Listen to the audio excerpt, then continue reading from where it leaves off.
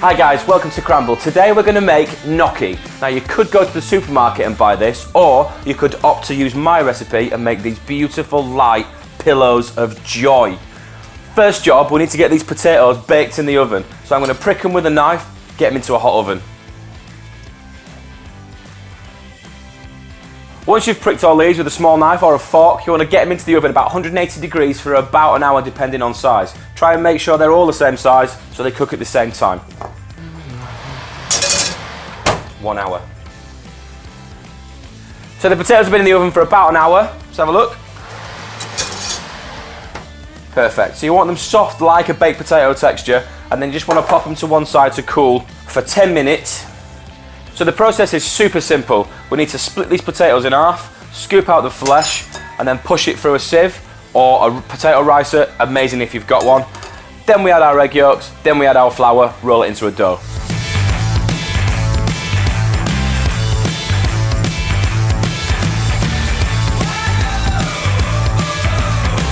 So now we're just putting the last potato through the sieve, and then next we separate our eggs, get the yolks in, and then the flour. Okay, now we need to add our yolks, and this is why it's so important to let your potatoes cool a little bit, because if you add egg yolks to hot potato, they'll just scramble. Beautiful. And it's at this point where I add a little bit of salt, just a little bit. And next we're going to go in with our flour. Now the best flour to use is 00 flour. However, if you can't get hold of that, a good plain flour is absolutely fine. So you want to add your flour a bit at a time.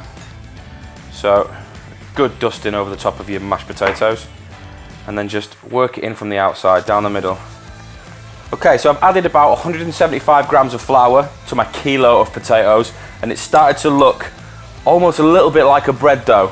So when it starts to come together but still looks a little bit rough, then we need to get it out of the bowl, get it onto our bench and start working with it. Okay, so you want to lightly dust your bench and then get your gnocchi dough onto the bench and just work it a little bit. Don't go too mad with too much flour. So it's quite warm now, so I'm going to cut it into 4, cling film it, get it in the fridge, and then it becomes much easier to work with. So our gnocchis have been in the fridge for about half an hour, nicely rested. Let's get them out. Really nice and soft. Be careful taking them out of the cling film, and then flour your bench, and then dust them in flour, and then you just want to roll them into a big old sausage. Keep dusting it with flour so it doesn't stick. You want to make them big enough to cook in boiling water, so they cook in about a minute.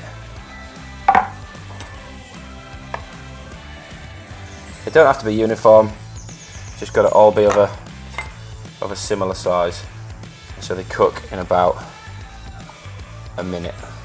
So there's our gnocchi, ununiform, beautiful little pillows of joy. So there's our gnocchi. If you want to find out how to make this into a banging dish, check out the next video.